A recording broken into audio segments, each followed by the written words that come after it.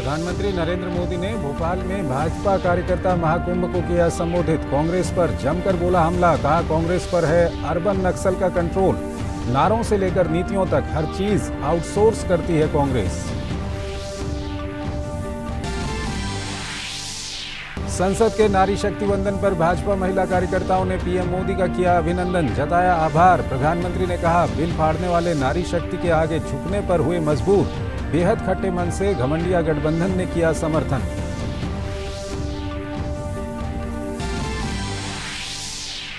राजस्थान यात्रा के दौरान पीएम मोदी ने पंडित दीनदयाल उपाध्याय को अर्पित की श्रद्धांजलि। भाजपा की परिवर्तन संकल्प रैली में गहलोत सरकार पर जमकर साधा निशाना, कहा किसानों से किया गया वादा नहीं किया पूरा।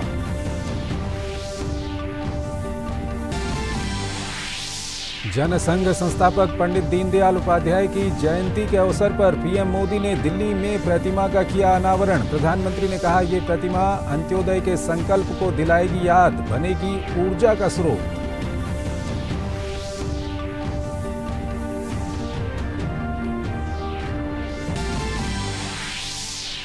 भाजपा ने मध्य प्रदेश चुनाव के लिए जारी की 39 उम्मीदवारों की सूची। केंद्रीय मंत्री नरेंद्र सिंह तोमर, प्रहलाद सिंह पटेल और फग्गन सिंह कुलस्ते को उतारा मैदान में। कई सांसद भी लड़ेंगे विधानसभा चुनाव।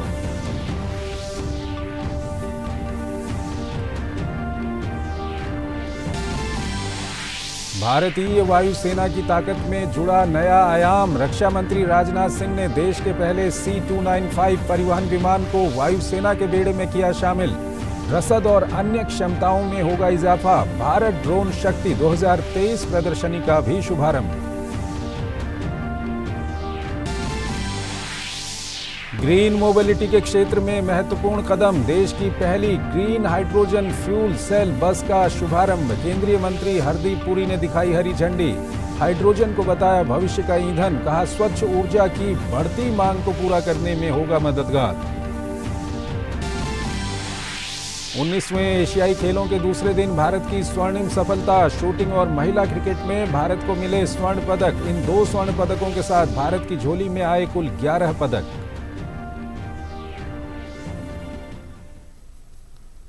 नमस्कार, डीडी न्यूज में आपका स्वागत है। मैं हूं चंद्रशेखर जोशी और आइए अब खबरों को विस्तार से देखते हैं। प्रधानमंत्री नरेंद्र मोदी ने विपक्षी गठबंधन को महिला विरोधी करार देते हुए कहा कि घमंडिया गठबंधन ने अनिच्छा से संसद में महिला विधेयक का समर्थन किया।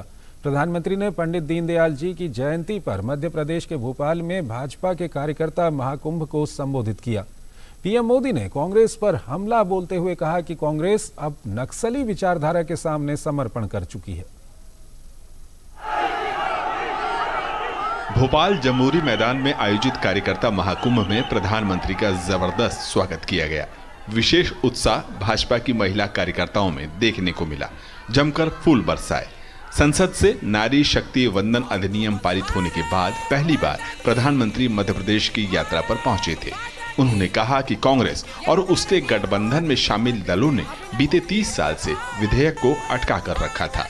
ये उनकी नीयत की खोट बताता है, लेकिन भाजपा और मोदी सरकार काम को पूरा करने की गारंटी है। नए घमंडिया गठबंधन ने मजबूरी में इस बिल का समर्थन बहुत खट्टे मन से किया है, बहुत बेमन से किया है कि इनके गठबंधन में जितने लोग हैं वही लोग हैं जिन्होंने 30 साल तक इस कानून को पारित नहीं होने दिया। पार्लियामेंट में हुड़दंग किया, बिल फाड़ दिए, स्पीकर पे हमले बोल दिए और अब जब मजबूरी में उंगली उठानी पड़ी है, उनको लगता है कि अब देश की माताएं बहनें उनके चरित्र को जान गई हैं, तो अब क्या शुरू किया? ये क्यों नहीं है, वो क्यों नहीं है, ऐसा क्यों है, वैसा क्यों नहीं। कुनीति, कुशासन और करप्शन के मुद्दे पर प्रधानमंत्री ने कांग्रेस पर खूब राजनीतिक वार किए। उन्होंने कहा कि आजादी के बाद मध्य प्रदेश में अपने लंबे शासनकाल के दौरान कांग्रेस ने प्रदेश को बीमारू राज्य बना दिया था। खस्ताहाल सड़कें थी, कानून बदहाल था और गांव शहर अंधेरे में डूबे थे। उन्होंने कहा कि कांग्रेस सिर्फ परिवारवाद, घोटालों और तुष्टीकरण तक ही सिमट कर रह गई है। कांग्रेस ने प्रजातंत्र को परिवार तंत्र बना दिया। कांग्रेस भारत में भ्रष्ट व्यवस्था को पोषित करने में ही जुटी रही। कांग्रेस की राजनीति अभाव में फलती फूलती है। इन्होंने ऐसी व्यवस्था बनाई कि गरीब को हमेशा हाथ फैलाना पड़े।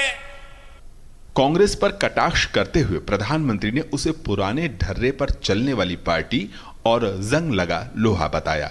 उन्होंने कांग्रेस पर आरोप लगाए कि वो देश हित और बढ़ते सामर्थ्य की भी आलोचना करती है। नकारात्मकता कांग्रेस का स्वभाव बन चुका है और अर्बन नक्सली उसकी नीतियों से लेकर नारे तक को भी तय कर रहे हैं। अब कांग्रेस एक ऐसी कंपनी बन गई है, नारों से लेकर नीतियों तक हर चीज आउटसोर्स कर रही है। और ये ठेका किसके पास है जानते हैं? कांग्रेस का ठेका अब कुछ अर्बन नक्सलियों के पास है। कांग्रेस में अब अर्बन नक्सलियों की ही चल रही है। मध्य प्रदेश में विधानसभा चुनाव से पहले कार्यकर्ताओं में जोश भरने के लिए प्रधानमंत्री ने कांग्रेस पर चौतरफा हमले किए। उन्होंने परोक्ष रूप से राहुल गांधी पर भी निशाना साधा।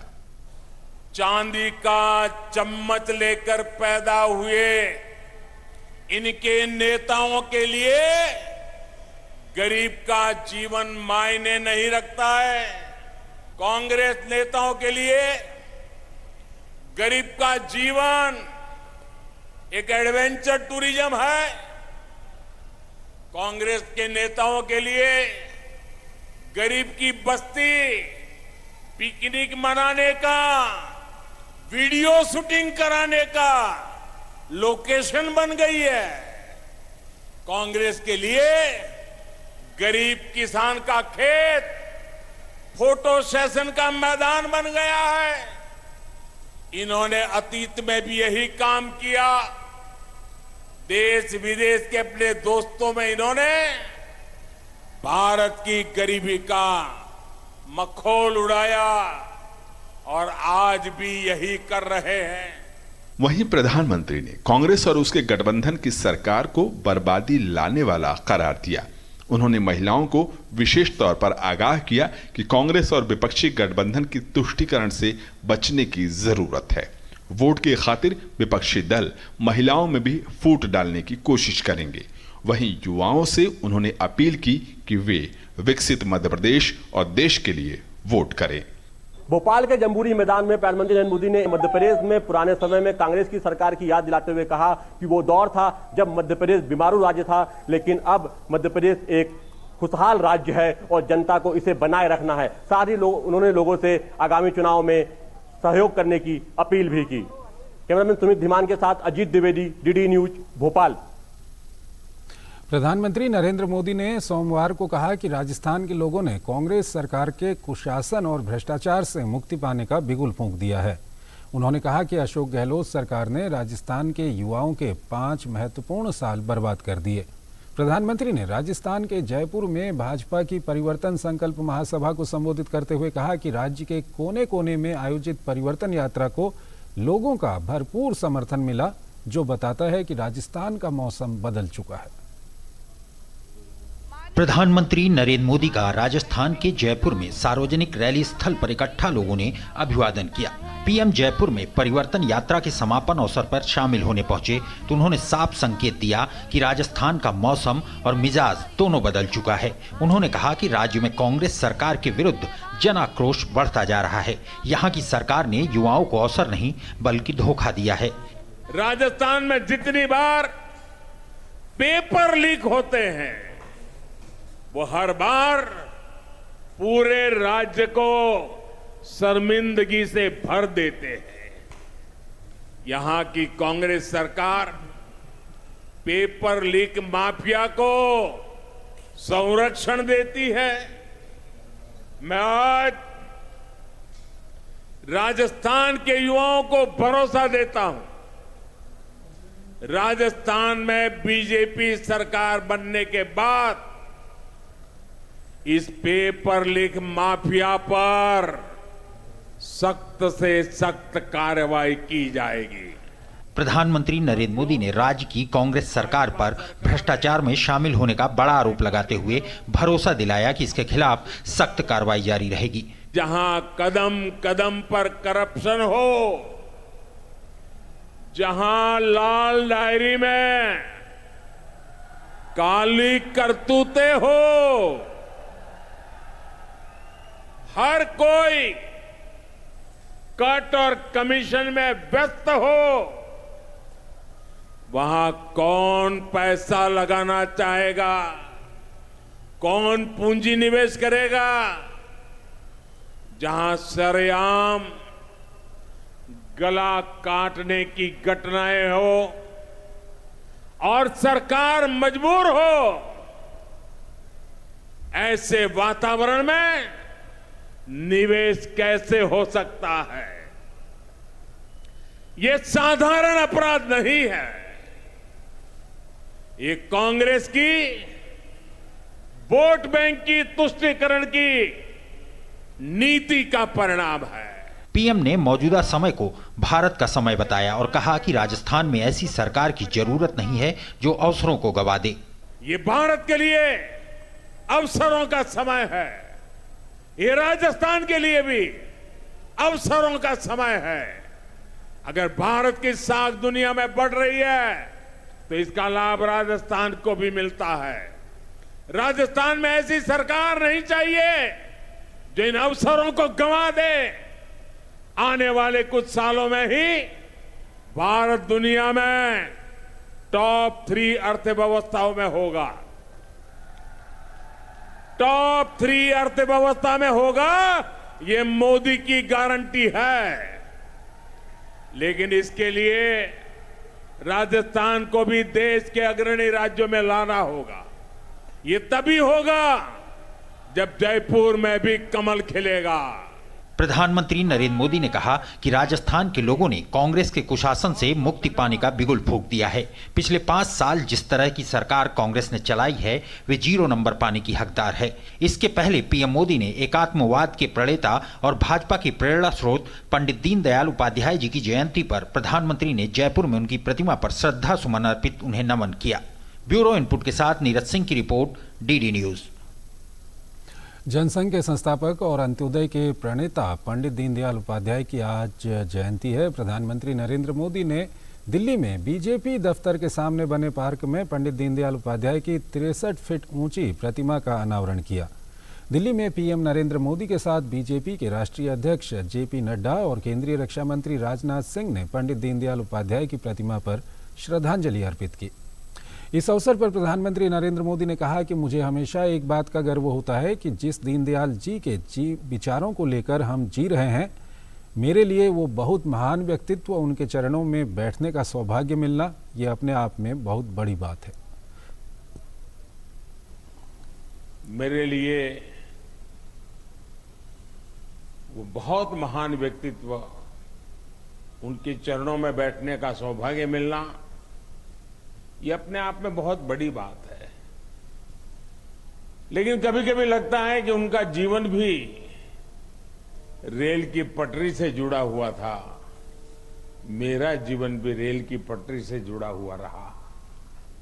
सुबह उस पवित्र स्थान पर से मैं आज यहां सीधा एयरपोर्ट से आपके बीच आया हूं और ये शाम मुझे दिल्ली में पंडित दीनदयाल उपाध्याय पार्क में उनकी प्रतिमा के लोकार्पण का अवसर मिला है।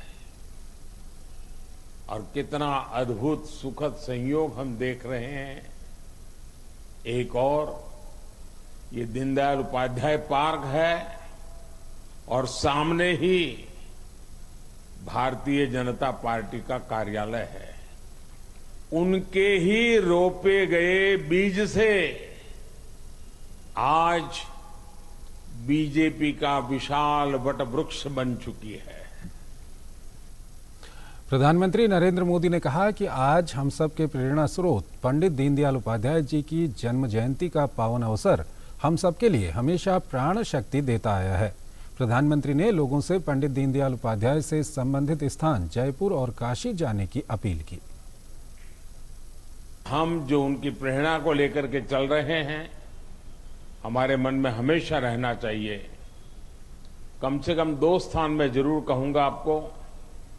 एक, जो स्थान रेलवे की एक छोटी सी कुटीर में दीनदयाल जी का जन्म हुआ था, जहां आजकल एक म्यूजियम बना हुआ है, और दूसरा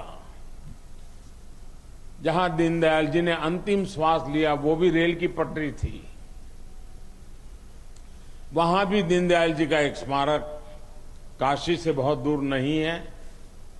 जब भी हमें जाने का मौका मिले, कुछ पल वहां जाकर के बितानी चाहिए। मुझे पूरा विश्वास है कि आप सभी जरूर इन दोनों स्थानों पर समय निकाल कर जाएंगे। प्रधानमंत्री ने कहा कि G20 के बाद भारत का मान बढ़ा है और वाहवाही हुई है। इससे हर भारतवासी का सम्मान बढ़ा है। प्रधानमंत्री ने कहा कि दीनदयाल का यही वो सपना है जिसे आजकल पूरा किया जा रहा है। G20 के बाद भी पूरी दुनिया में जिस तरह भारत की वाहवाही हुई है, उससे हर भारतवासी का सम्मान और बढ़ा है। और ये मुकाम हासिल करने के लिए भारत को अपनी पहचान, अपने मूल्य बदलने नहीं पड़े, बल्कि हमने भारतीय संस्कृति को पूरे गौरव के साथ दुनिया के सामने रखा। यही दीनदयाल जी का वो सपना है जिसे आज हम पूरा कर रहे हैं। इस मौके पर राष्ट्रीय अध्यक्ष जेपी नड्डा ने कहा कि पंडित दीनदयाल उपाध्याय एक विचारक थे और नेतृत्व की क्षमता रखते थे। विचारों से ओतप्रोत भारत माता के लिए अपना सर्वस्व देने वाले, सादगी का जीवन व्यतीत करते हुए देश सेवा में अपने आप को समर्पित करने वाले, ऐसे हमारे दीनदयाल उपाध्याय जी थे। बहुत कम होता है कि कोई ऐसा नेता हो जिसमें नेतृत्व के हर गुण हो। दीनदयाल उपाध्याय जी एक ऐसे नेता थे जो विचारक भी थे, जिनमें नेतृत्व की क्षमता भी थी और वो संगठन करता भी थे, यानी 3 in 1। वह विचारक भी थे, वो संगठक भी थे और नेतृत्व करने की भी ताकत वो रखते थे। ऐसे हमारे दीनदयाल उपाध्याय। मध्य प्रदेश विधानसभा चुनाव को लेकर बीजेपी ने उम्मीदवारों की दूसरी लिस्ट जारी की है। इसमें 39 सीटों के लिए प्रत्याशियों के नामों का ऐलान किया गया है। खास बात यह है कि बीजेपी ने इस लिस्ट में 3 केंद्रीय मंत्रियों को टिकट दिया है। इनमें मुरैना की दिमनी सीट से नरेंद्र सिंह तोमर, नरसिंहपुर से प्रहलाद पटेल और निवास से फग्गन सिंह कुलस्ते को प्रत्याशी बनाया गया है। बीजेपी अपने 4 सांसदों को भी विधानसभा चुनाव लड़ा रही है। जबलपुर पश्चिम से राकेश सिंह, सतना से गणेश सिंह, सीधी से रीति पाठक और गाडरवारा से उदय प्रताप सिंह को प्रत्याशी बनाया गया है। बीजेपी महासचिव कैलाश विजयवर्गीय को इंदौर विधानसभा क्रमांक 1 से टिकट दिया गया है। छिंदवाड़ा से विवेक बंटी साहू को उतारा गया है। इससे पहले बीजेपी ने पहली सूची में 39 उम्मीदवारों के नामों की घोषणा की थी।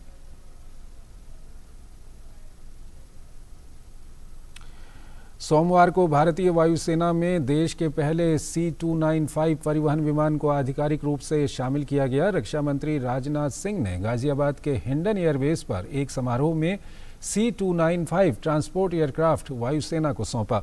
इसी महीने की 13 तारीख को पहले C-295 MW ट्रांसपोर्टर विमान वायुसेना प्रमुख air chief marshal VR Chaudhary को स्पेन में सौंपा था। सोमवार को भारतीय वायुसेना की ताकत में एक नया आयाम जुड़ गया। जब देश के पहले C-295 परिवहन विमान को आधिकारिक रूप से वायुसेना के बेड़े में शामिल किया गया। रक्षा मंत्री राजनाथ सिंह ने गाजियाबाद के हिंडन एयरबेस पर एक समारोह में C-295 ट्रांसपोर्टर एयरक्राफ्ट वायुसेना को सौंपा।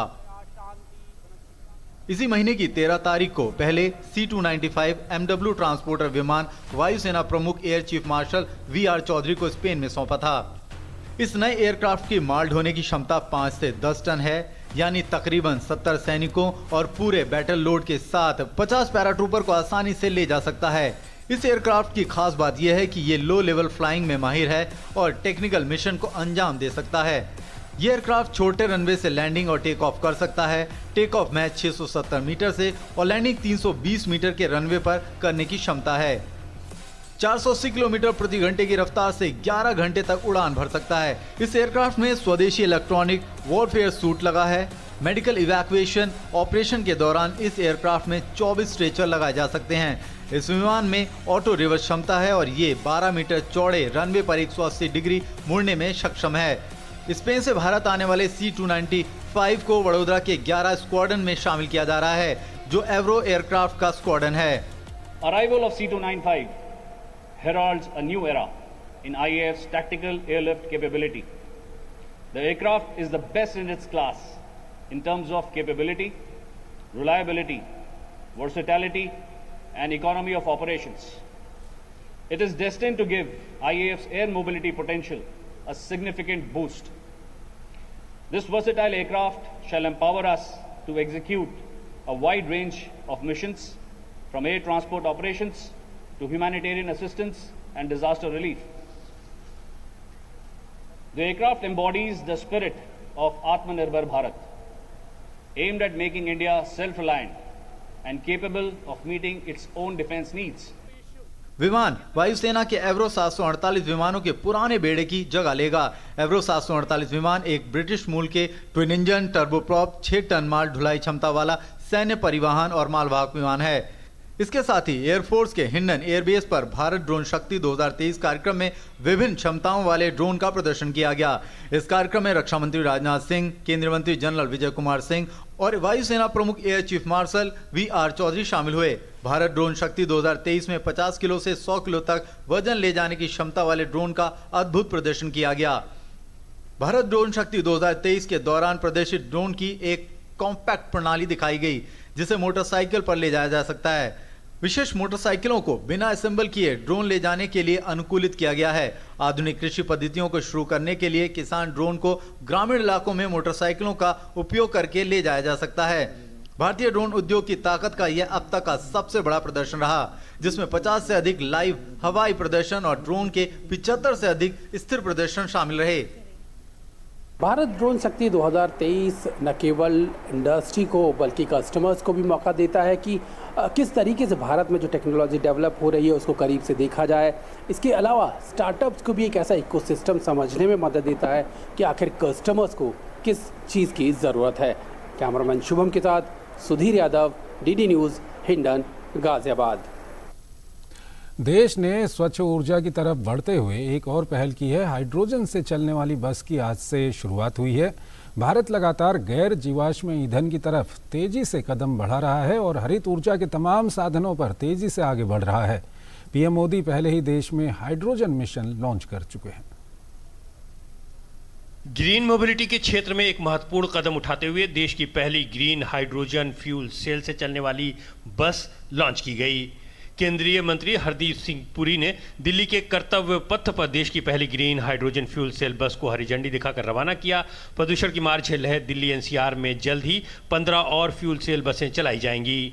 हरदीप सिंह पुरी ने कहा कि हाइड्रोजन भविष्य का ईंधन है, जो भारत को अपने डीकार्बोनाइजेशन लक्ष्य को हासिल करने और स्वच्छ ऊर्जा की बढ़ती मांग को पूरा करने में मदद कर सकता है। 15 बसेस ग्रीन हाइड्रोजन पर चलेंगी 2023 before the calendar year ends. So this is a public commitment which is being made. This is the start of a journey which will ultimately culminate in totally green transportation. Hydrogen से चलने वाली ये बसें एक बार में करीब 300 kilometre से ज़्यादा सफ़र कर पाएंगी।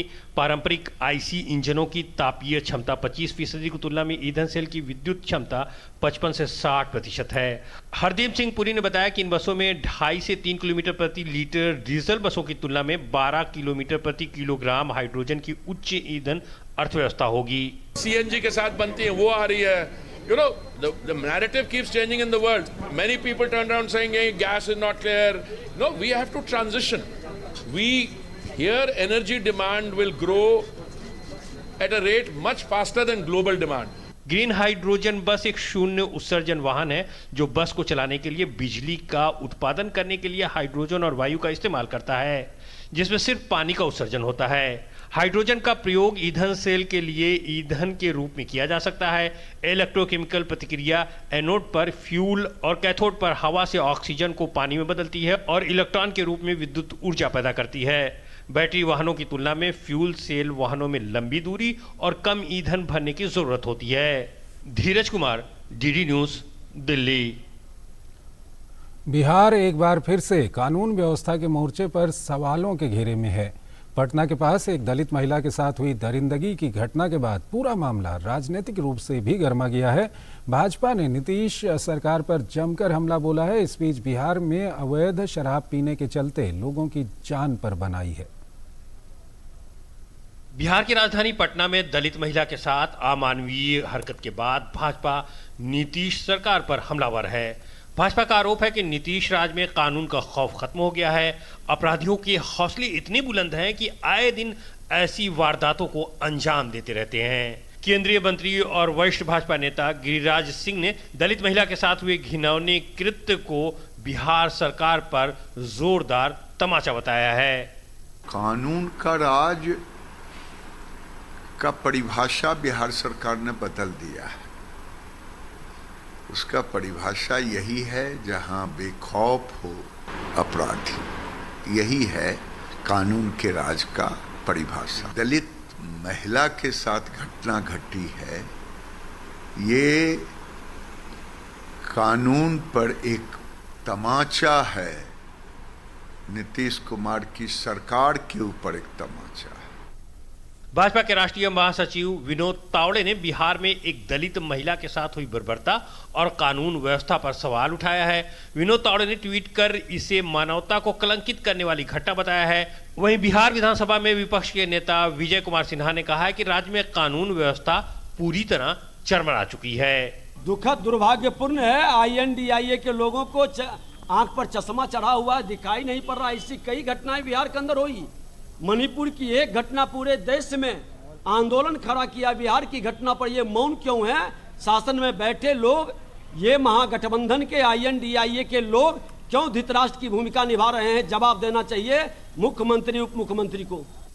मामला पटना सिटी के खुसरूपुर थाना इलाके के एक गांव का है। आरोप है कि महिला के कपड़े उतार कर बुरी तरह पिटाई की गई और जबरन पेशाब पिलाया गया। उधार और ब्याज का पैसा नहीं चुकाने के कारण महिला के साथ ये बर्बरता की गई। पुलिस अपराधियों को पकड़ने के लिए छापेमारी कर रही है। गिरफ्तार किया गया है और कुछ और मारपीट किया गया है। तो अभी जो है SDPO और SP रूरल और हमारी कई थानों की जो टीम है, वो जो 2 नेम्ड अभियुक्त हैं उनकी गिरफ्तारी के लिए हम लोग प्रयासरत हैं। स्थानीय जो साक्षी हैं उनके द्वारा पूछताछ के क्रम में जो बात अभी तक जानकारी मिली है उसमें यह है कि महिला और उसके पति ने जो है इन लोगों से कुछ पैसे पूर्व में उधार लिए थे, जिसमें पैसे को लेन देन को लेकर कुछ विवाद हुआ था और उसी में मारपीट की घटना घटी है। भाजपा राज्य के मुजफ्फरपुर में शराबबंदी में जहरीली शराब पीने से 2 लोगों की हुई मौत मामले में भी नीतीश सरकार को निशाना बना रही है। इस घटना में 2 लोगों की आंख की रोशनी भी चली गई थी। परिजनों का आरोप है कि जहरीली शराब पीने के बाद ऐसी हालत हुई है। घटना के बाद स्थानीय लोगों में आक्रोश है। घटना के सामने आने के बाद प्रशासन छानबीन में जुटा हुआ है। Bureau report, DD news.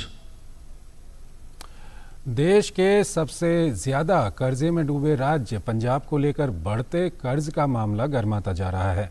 भगवंत मान सरकार ने पंजाब के कर्ज को लेकर पिछली कांग्रेस सरकार पर आरोप लगाया है। इस बीच राज्य के राज्यपाल ने भगवंत मान सरकार पर लगातार बढ़ते कर्ज को लेकर खर्चे का हिसाब मांगा है। भाजपा ने भी मान सरकार पर फ्री की रेवड़ी बांटने की नीति पर हमला बोला है और कहा है कि इस नीति से पंजाब कर्ज में फंसता जा रहा है। पंजाब में भगवंत मान की नेतृत्व वाली आम आदमी पार्टी की सरकार एक बार फिर विवादों में फंस गई है। मामला राज्य सरकार की खराब माली हालात का है, जिसको लेकर राज्यपाल बनवारी लाल पुरोहित ने पंजाब की मान सरकार से 50,000 करोड़ रुपए के कर्ज का हिसाब मांगा है, जिसे आम आदमी पार्टी के मौजूदा सरकार ने अब तक के अपने कार्यकाल के दौरान लिया है। राज्यपाल बनवारी लाल पुरोहित ने सरकार से इस बड़ी राशि के उपयोग का हिसाब मांगा है। राज्य की खराब माली हालात पर राजनीति भी शुरू हो गई है। पंजाब भाजपा के अध्यक्ष सुनील जाखड़ ने पंजाब की खराब आर्थिक स्थिति के लिए आप सरकार द्वारा रेवड़ी बांटने को जिम्मेदार ठहराया। उन्होंने आरोप लगाया कि राज्य सरकार लोगों को गुमराह कर रही है। लोगों को भरमाने के लिए आम आदमी पार्टी की सरकार क्या कर रही है कि हम आपको ये 1,000 रुपए महीने की कुछ चीज मुफ्त देना चाहते हैं, 1,000 रुपए महीने का देना चाहते हैं। एक परिवार में 1,000 रुपया जाएगा, जबकि परिवार के नाम पे 50,000 रुपया कर्जा पंजाब सरकार ने उठाया है। पेमेंट कौन करेगा? इन लोगों के, पंजाब के लोगों के बच्चे आने वाले भविष्य में पेमेंट करेंगे ब्याज के साथ। परंतु आज पंजाब को कंगाली के कगार पे ले जाने की पूरी कोशिश ये सरकार कर रही है। जून 2022 में जब आम आदमी पार्टी की सरकार ने राज्य की वित्त स्थिति पर अपना श्वेत पत्र जारी किया था, तो उसने राजकोषीय गड़बड़ी के लिए पिछली कांग्रेस सरकार को दोषी ठहराया था। कांग्रेस नेता नवजोत सिंह सिद्धू ने गवर्नर की चिंता को जायज ठहराते हुए कहा कि राज्य के कर्ज का बोझ अगर 50% है तो आने वाला वक्त मुश्किल भरा है। सिद्धू का मानना है कि भ्रष्टाचार और वोट बैंक पॉलिटिक्स ने रंगला पंजाब पर कर्ज का बोझ डालकर विकास के साथ खिलवाड़ किया है। पंजाब के लोगों को झूठ बेच के आम आदमी पार्टी इस माफिया को खत्म करने आई थी और इस सिस्टम को एक बदलाव तहत नया सिस्टम बनाने के लिए लोगों में चर्चा का विषय बनी। आज वही आम आदमी पार्टी जो इस सिस्टम को बदलना चाहती थी, इस सिस्टम की सर्जना है। पंजाब की खस्ता आर्थिक हालात शॉर्टकट की सियासत का ही नतीजा है। विपक्ष का आरोप है कि भगवंत मान सरकार ने फ्री के वादे पूरा करने और वाहवाही लूटने के लिए बीते 15 महीनों में राज्य पर अतिरिक्त 50,000 करोड़ रुपए का बोझ डाला है। साथ ही 27,552 करोड़ रुपए बिजली सब्सिडी पर खर्च किए। इसका नतीजा है कि राज्य के कुल राजस्व का बड़ा हिस्सा कर्ज और ब्याज के भुगतान में चला जाता है और अब विकास के लिए पैसे नहीं बचे हैं। ऐसे में आम आदमी पार्टी का चुनाव जीतने का फॉर्मूला अब पंजाब के गले की फांस बन गया है। Bureau report, DD news. प्रधानमंत्री नरेंद्र मोदी 26 सितंबर को वीडियो कॉन्फ्रेंसिंग के जरिए नवनियुक्त 51,000 अभ्यर्थियों को नियुक्ति पत्र वितरित करेंगे। इस अवसर पर प्रधानमंत्री नियुक्त अभ्यर्थियों को संबोधित भी करेंगे। रोजगार मेला देश भर में 46 स्थानों पर आयोजित किया जाएगा। इस पहल का समर्थन करने वाले केंद्र सरकार के विभागों के साथ साथ राज्य सरकारों, केंद्र शासित प्रदेशों में भर्तियां हो रही हैं। देश भर से नई भर्तियों में चयनित होने वाले अभ्यर्थी डाक विभाग, भारतीय लेखा परीक्षा और लेखा विभाग, परमाणु ऊर्जा विभाग, राजस्व विभाग, उच्च शिक्षा विभाग, रक्षा मंत्रालय, स्वास्थ्य और परिवार कल्याण मंत्रालय सहित विभिन्न मंत्रालयों विभागों में कार्य करेंगे। कैबिनेट की नियुक्ति समिति ने प्रधानमंत्री के सलाहकार अमित खरे के कार्यकाल के विस्तार को मंजूरी दे दी है। अमित खरे 1985 बैच के झारखंड कैडर के सेवानिवृत्त IAS अधिकारी हैं। उन्हें ये सेवा विस्तार 12 अक्टूबर 2023 के बाद की अवधि के लिए दिया गया है। दिल्ली में आज साहित्य महोत्सव कार्यक्रम का आयोजन किया गया, जिसमें प्रधानमंत्री नरेंद्र मोदी पर लिखी पुस्तकों पर चर्चा हुई। इस कार्यक्रम में केंद्रीय मंत्री अनुराग सिंह ठाकुर, भाजपा राष्ट्रीय मीडिया प्रभारी अनिल बलूनी और प्रसिद्ध पत्रकार राम बहादुर राय उपस्थित रहे। सरकार की 9 सालों की उपलब्धियां गिनाते हुए अनुराग सिंह ठाकुर ने कहा कि गरीबी हटाने का वास्तविक काम मोदी सरकार में हुआ है। उन्होंने अर्थव्यवस्था और आधारभूत संरचना में हुए सुधारों का जिक्र किया। अनुराग सिंह ठाकुर ने इस मौके पर प्रधानमंत्री के व्यक्तित्व और कृतित्व पर पुस्तकें लिखने वाले लेखकों को सम्मानित भी किया।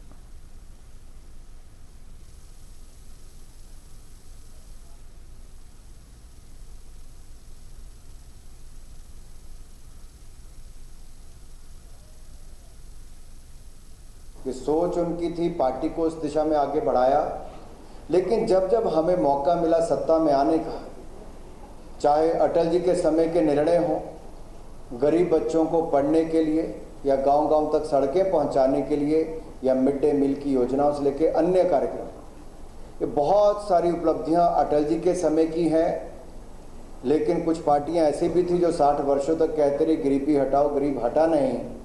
सही मायने में 18.5 करोड़ गरीबों को गरीबी रेखा से बाहर निकालने का कार्य किया तो नरेंद्र मोदी जी ने किया। विदेश मंत्री डॉक्टर एस जयशंकर ने अमेरिका के न्यूयॉर्क में संयुक्त राष्ट्र महासभा के अध्यक्ष डेनिस फ्रांसिस से मुलाकात की।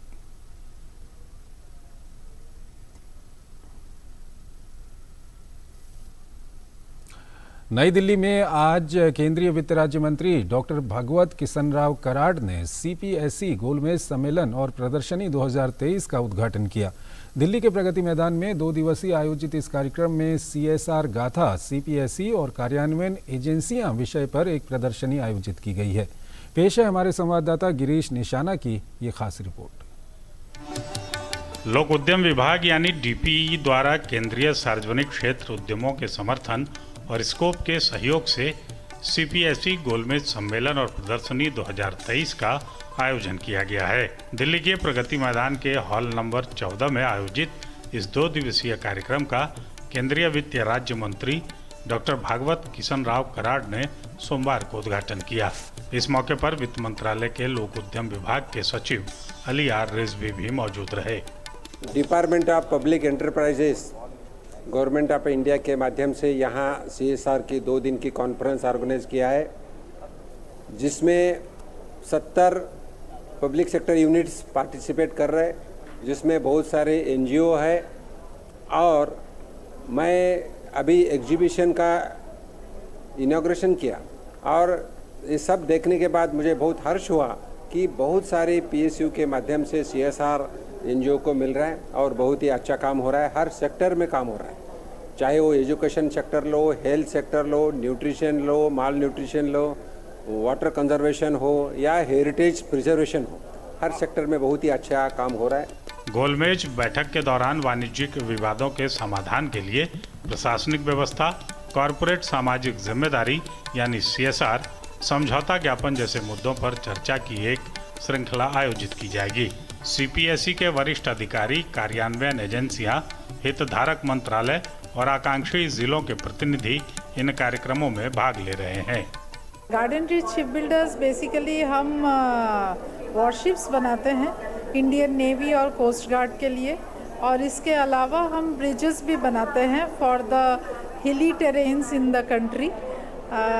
ये जो सीएसआर कॉन्क्लेव जो ऑर्गेनाइज किया गया है, ये बहुत ही हमारे सीएसआर एक्टिविटीज़ के लिए बहुत ही इम्पॉर्टेंट है, क्योंकि इस तरह के जो इनिशिएटिव्स गवर्नमेंट के हैं इसके तहत हम काफ़ी नेटवर्किंग कर सकते हैं। लोक उद्यम विभाग द्वारा दिल्ली के प्रगति मैदान में सीपीएसई प्रदर्शनी का आयोजन किया गया है। इस प्रदर्शनी में कुछ एक गैर सरकारी संस्थाएं यानी कि एनजीओ को भी बुलाया गया है। बिश्नौली सर्वोदय ग्राम उद्योग सेवा संस्थान ने भी यहाँ पे अपना स्टॉल लगाया है। क्या खासियत है, इस पर ज़्यादा बात करने के लिए हमारे साथ मौजूद हैं सीईओ नंदिता बख्शी मैडम। किस तरह का आपने यहाँ प्रदर्शनी लगाई? हमारे लिए ये बहुत बड़ा सौभाग्य है कि एक इतने बड़े कॉन्क्लेव में जहाँ पे 80 से भी ज़्यादा पब्लिक सेक्टर अंडरटेकिंग्स पार्टिसिपेट कर रही हैं, हमारी एनजीओ को जो पिछले 2 दशक से ज़मीन पे महिलाओं का सशक्तिकरण और स्वास्थ्य संबंधी सेवाएं कर रही है, आज वो सब यहाँ पे प्रदर्शित करने का हमें मौका मिला है। इसके लिए हम आभारी हैं। यहाँ सामाजिक प्रतिबद्धता, विवाद समाधान और सीपीएसई के कार्य प्रदर्शन को बढ़ाने के मकसद से हितधारकों के साथ चर्चा करने के लिए गोलमेज सम्मेलन का आयोजन किया जा रहा है।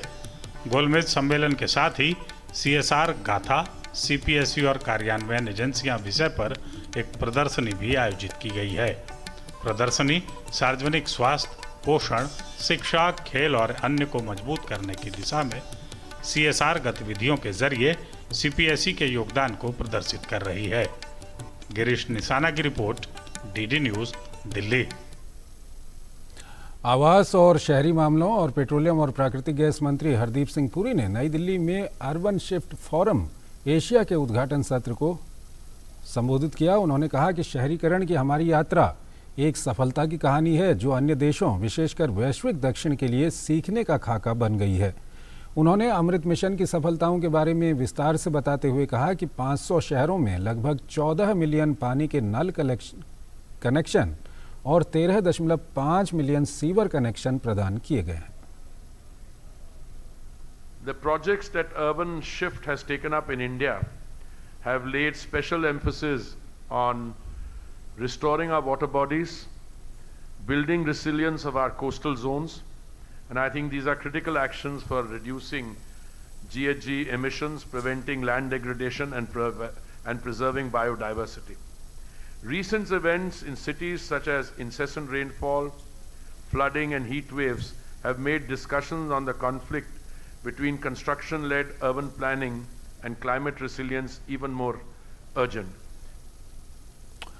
वैज्ञानिक एवं औद्योगिक अनुसंधान परिषद CSIR अपनी 82वीं वर्षगांठ मना रहा है। इसी क्रम में राजधानी नई दिल्ली में CSIR परिसर में एक प्रेस वार्ता का आयोजन किया गया। प्रेस वार्ता के दौरान DD न्यूज़ से बात करते हुए CSIR के महानिदेशक डॉक्टर नल्लाथंबी कलाईसेल्वी ने कहा कि मंगलवार को भारत मंडपम में स्थापना दिवस समारोह कार्यक्रम होगा। कार्यक्रम के मुख्य अतिथि केंद्रीय विज्ञान और प्रौद्योगिकी मंत्री डॉक्टर जितेंद्र सिंह रहेंगे। डॉक्टर कलाईसेल्वी ने कहा कि स्थापना दिवस को लेकर कई तरह के कार्यक्रम होंगे, जिनमें CSIR का 1 वीक 1 लैब कैंपेन आकर्षण का केंद्र रहेगा। Celebrating this Foundation Day with a kind of festive mood and to energize ourselves for the next few decades with the kind of a same tempo with which we should work for the nation. Number two is the whole country, apart from CSIR fraternity, everybody will be looking for CSIR with a lot of curiosity for the Shansharu Bhatnagar prizes to be presented to the winners. And the third one is the very important thing, that is OWOL. We just call it as OWOL. The meaning is 1 week, 1 lab. This is a great initiative just to commemorate that one. Now we are coming up with a kind of a grand expo which will be explaining the decadal accomplishments of CSIR. देश भर की तरह झारखंड में भी इन दिनों स्वच्छता ही सेवा पखवाड़ा मनाया जा रहा है। इस कड़ी में रांची से सटे नगड़ी पंचायत में स्वच्छता से संबंधित कई कार्यक्रम आयोजित किए गए। इसमें यूनिसेफ पंचायत प्रतिनिधि, पेयजल एवं स्वच्छता विभाग के कर्मी और विद्यार्थियों ने बढ़ चढ़कर हिस्सा लिया। 2 अक्टूबर तक चलने वाले स्वच्छता पखवाड़ा के तहत झारखंड के रांची के नगड़ी में स्वच्छता सेवा कार्यक्रम चलाया गया। स्कूली बच्चों ने गांव में स्वच्छता रैली निकाली। इसमें पंचायत प्रतिनिधि, यूनिसेफ, पेयजल एवं स्वच्छता विभाग के कर्मियों ने भी हिस्सा लिया। जो गांव-गांव में ये रैली चल रही है, जो स्वच्छता को लेकर हम लोग अपना रहे हैं और इसको स्वच्छता मुक्त करना है। कचरा उसमें है कि हम लोग हमारे डिवीजन से, हमारे विभाग से, पेयजल स्वच्छता विभाग से हम लोग सपोर्ट कर रहे हैं। उसमें है कि सोकपिट बन रहा है, नाडे बन रहा है, जल स्रोत के लिए सोख्ता गड्ढा का निर्माण हो रहा है और प्लास्टिक निपटान के लिए हम लोग बम्बो स्ट्रक्चर्स बनवा रहे हैं। इस दौरान लोगों को स्वच्छता के प्रति जागरूक भी किया गया। कार्यक्रम में मौजूद नगड़ी पंचायत के मुखिया, पंचायत समिति सदस्य और जल सहिया ने कहा कि ग्रामीण इलाकों में भी इस तरह के आयोजन से लोगों में स्वच्छता के प्रति जागरूकता बढ़ी है। बहुत ही अच्छा पहल है सरकार के माध्यम से। और ये पखवाड़ा पहले स्वच्छता की जागरूकता के तहत शहरों में ज़्यादातर देखा जाता था, लेकिन वर्तमान स्थिति में गाँवों को, छोटे छोटे कस्बों को भी जोड़ा जा रहा, ताकि लोगों में ये जो उदासीनता थी वो हट के अच्छे तरीके से इसके प्रति जागरूकता हो पाए। स्वच्छता रैली में नगड़ी उत्क्रमित मध्य विद्यालय के विद्यार्थियों में खूब उत्साह दिखा। विद्यार्थी भी अब स्वच्छता के प्रति जागरूक नजर आ रहे हैं। 15 सितंबर से 2 अक्टूबर तक स्वच्छता पखवाड़ा चल रहा है। उसके तहत हमारे विद्यालय में भी स्वच्छता पखवाड़ा चल रहा है।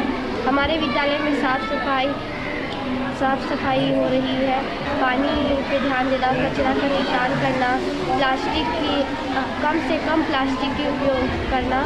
आज हम लोग कुछ ड्राइंग, निबंध ये सब बनाए और लड़कियों को भी इसके तहत इसके ज़्यादा ज़रूरी इसको रखना चाहिए, क्योंकि स्वस्थ शरीर में ही स्वस्थ मस्तिष्क का निवास होता है। स्कूली बच्चों के बीच स्वच्छता संबंधित पेंटिंग्स एवं निबंध प्रतियोगिता का आयोजन किया गया। विजेताओं को प्रतिनिधियों द्वारा सम्मानित किया गया। रांची से दिवाकर कुमार, DD न्यूज। और आइए अब आपको खबरें दिखाते हैं मेरी माटी मेरा देश अभियान से जुड़ी हुई।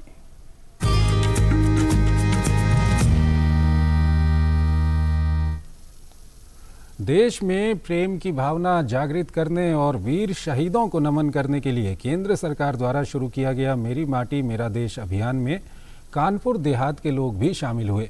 यहाँ अमृत कलश यात्रा के माध्यम से घर घर से मिट्टी एकत्र की जा रही है।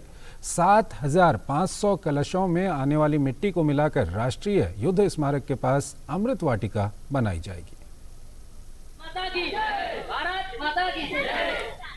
मेरी माटी मेरा देश अभियान जनपद कानपुर देहात में भी देशभक्ति के जज्बे और उत्साह के साथ आयोजित किया जा रहा है।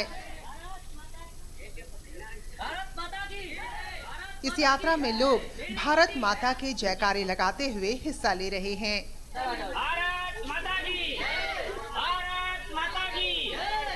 जिले के अमरौधा ब्लॉक में एक रैली निकाली गई। साथ ही सभी युवाओं ने मिलकर पंचप्रण की शपथ भी ली। जिला युवा अधिकारी प्रिया तिवारी ने बताया कि मेरी माटी मेरा देश मिट्टी कलश यात्रा एक अनूठी पहल है जो ग्राम पंचायतों से शुरू होकर भारतीय राजधानी दिल्ली तक बढ़ती है।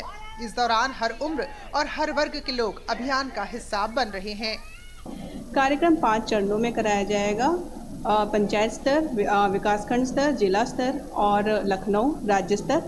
इसके बाद नई दिल्ली में इस कार्यक्रम का समापन किया जाएगा। उत्साह देखने को मिला। सभी लोग अपने घरों से चावल और मिट्टी दे रहे स्वयं सेवकों के लिए, और ये बहुत अच्छा संदेश हमारे सभी लोगों के लिए। और आज नगर पंचायत अमरौधा में ये कार्यक्रम संपन्न हुआ, हमें लोगों को बहुत अच्छा लगा। मेरी माटी मेरा देश अभियान का उद्देश्य लोगों में एकता और अखंडता की भावना को मजबूत कर मातृभूमि की रक्षा के प्रति भावना को और ज्यादा मजबूत करना है। Bureau report, DD news. America के न्यू जर्सी में अमेरिका के सबसे बड़े हिंदू मंदिर BAPS स्वामीनारायण अक्षरधाम का 5 अक्टूबर को उद्घाटन किया जाएगा। ये भव्य मंदिर 19वीं सदी के हिंदू आध्यात्मिक नेता भगवान स्वामीनारायण को समर्पित है। इस मंदिर का निर्माण वर्ष 2015 में शुरू हुआ था और इसका उद्घाटन 5 अक्टूबर 2023 को महंत स्वामी महाराज और गणमान्य व्यक्तियों द्वारा किया जाएगा। रॉबिन्सविले में स्थित BAPS स्वामीनारायण अक्षरधाम मंदिर लगभग 185 एकड़ में फैला हुआ है।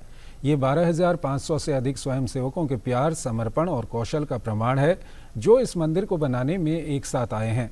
भारत के अन्य अक्षरधाम मंदिरों की तरह इस धार्मिक संरचना को भारत में BAPS स्वामी और स्वयंसेवकों की एक टीम द्वारा डिजाइन किया गया है। History that is getting chiseled here is really opening up this to all visitors, welcoming them to a landmark of Hindu art and architecture, culture. Living in America, many of my son, my daughter are born in this country. This Mahamandir here adds to the fabric of this nation.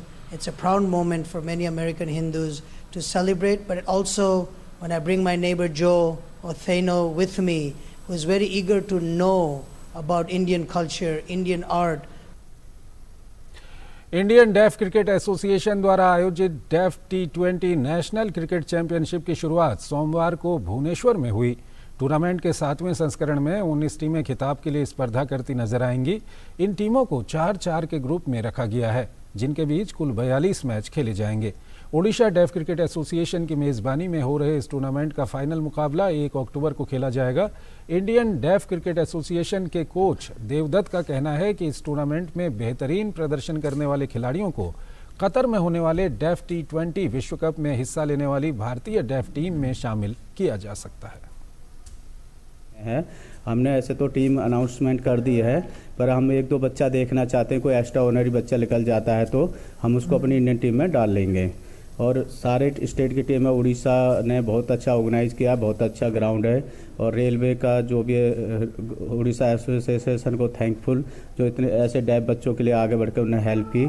और जो और organiser जो committee है उनका भी thankful, जो ऐसे बच्चों की कोई देखो बहुत कम मदद करते हैं, जो क्रिकेट को मोटिवेट कर रहे हैं।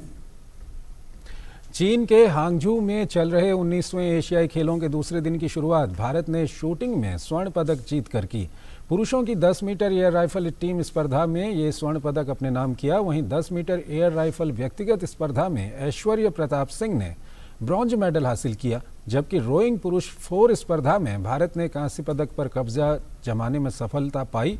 एशियाई खेलों में क्या कुछ रहा, आज एक नज़र डालते हैं अब तक की अपडेट्स पर। चीन के हांगजू में चल रहे 19वें एशियाई खेलों में भारत ने पहला स्वर्ण पदक जीत लिया। एशियाई खेलों के दूसरे दिन शूटिंग में भारत ने गोल्ड जीतने में सफलता पाई। भारत ने पुरुषों की 10 मीटर एयर राइफल टीम स्पर्धा में यह स्वर्ण पदक अपने नाम किया। ऐश्वर्य प्रताप सिंह तोमर, रुद्रांश पाटिल और दिव्यांश पनवर की तिगड़ी ने 10 मीटर पुरुष राइफल टीम में विश्व रिकॉर्ड तोड़ा। टीम इंडिया ने चीन के 1893.3 अंक के रिकॉर्ड को पीछे छोड़ते हुए कुल 1893.7 अंक हासिल कर यह पदक जीतने में सफलता पाई। वहीं रोइंग पुरुष 4 स्पर्धा में भारतीय टीम ने फाइनल में 6 मिनट 10.81 सेकंड के समय के साथ कांस्य पदक जीत लिया। भारत की ओर से जसविंदर, भीम, पुनीत और आशीष द्वारा शानदार प्रदर्शन किया गया। रोइंग में ही भारत को एक और कामयाबी हासिल हुई। मेंस क्वाड पोल स्कल्स फाइनल में परविंदर सिंह, सतनाम सिंह, ज़कार खान, सुखमीत सिंह ने कांस्य पदक जीता। चीन ने इस इवेंट में गोल्ड और उज्बेकिस्तान ने सिल्वर मेडल हासिल किया। वहीं निशानेबाजी में भारत को गोल्ड के बाद ब्रॉन्ज हासिल हुआ।